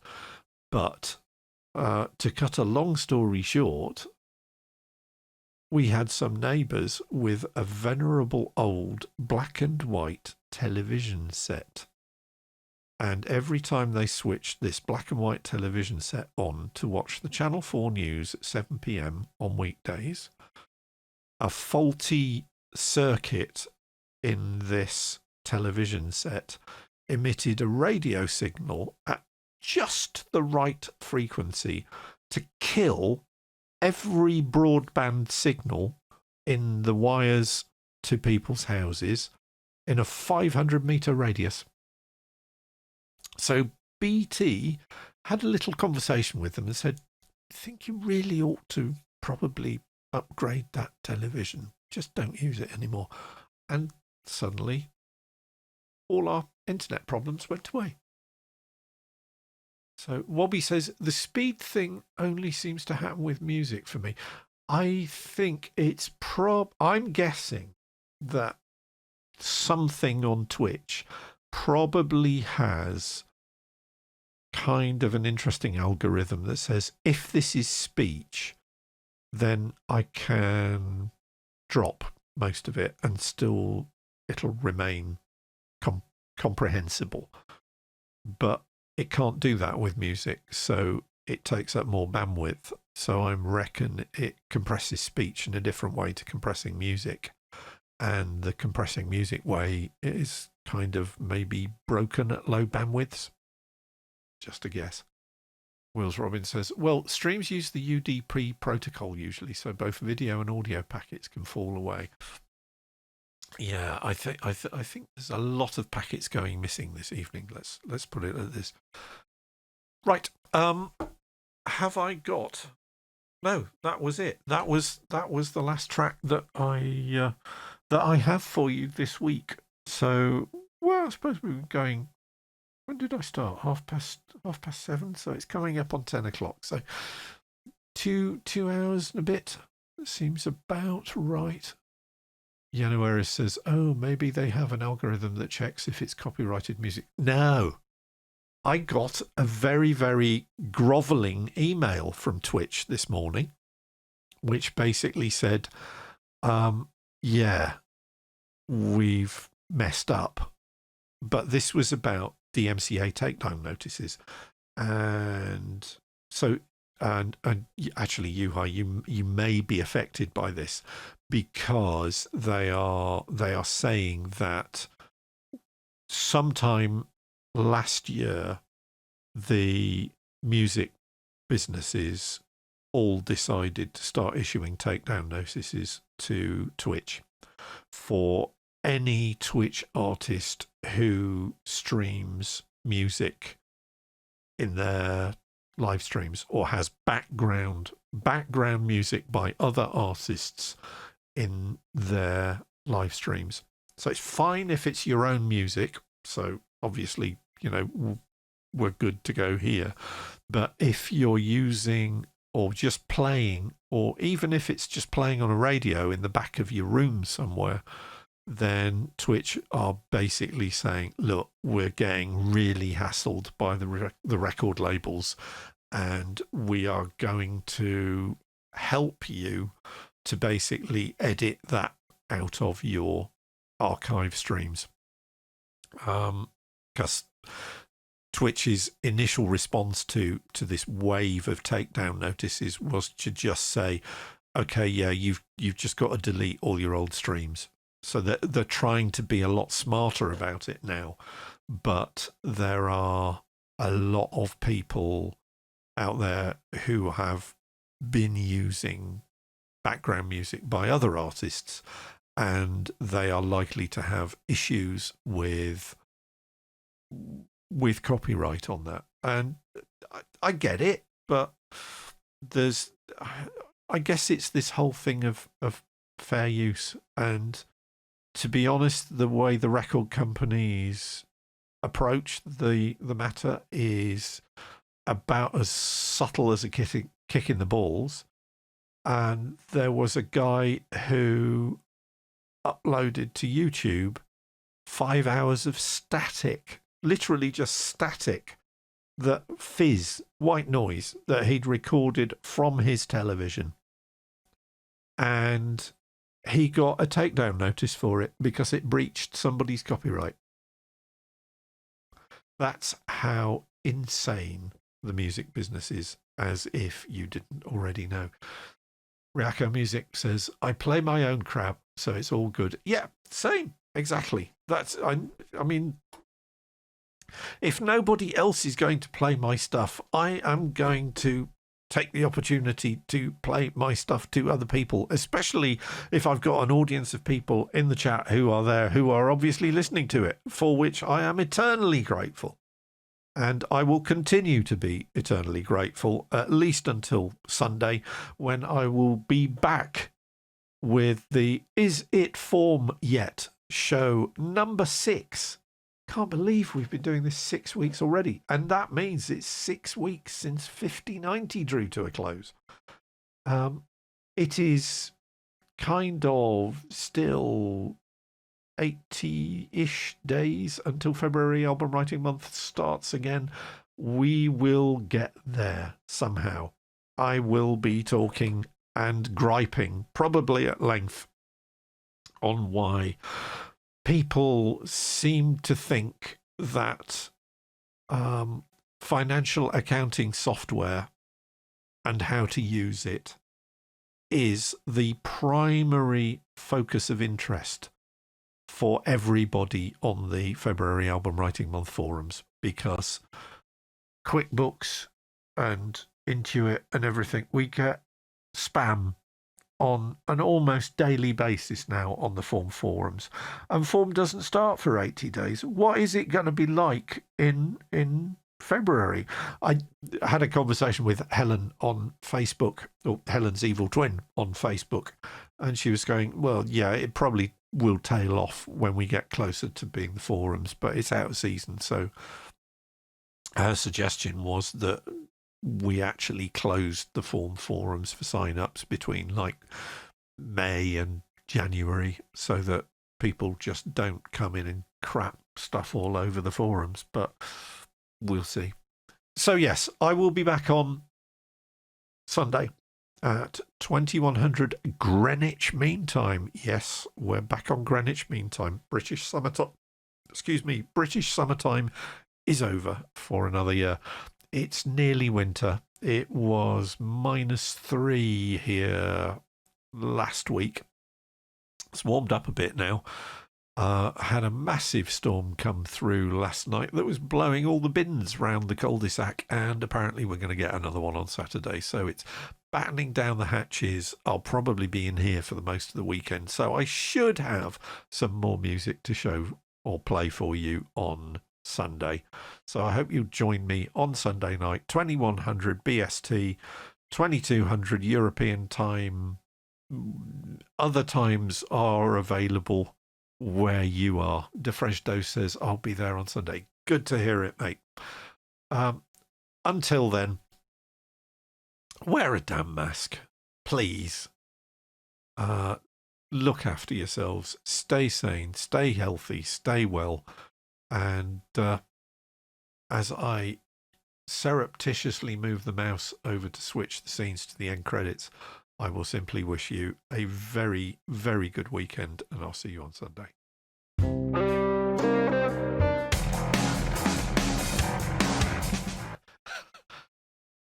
Shall we try that again? You didn't need the test card. Yeah. See you all on Sunday.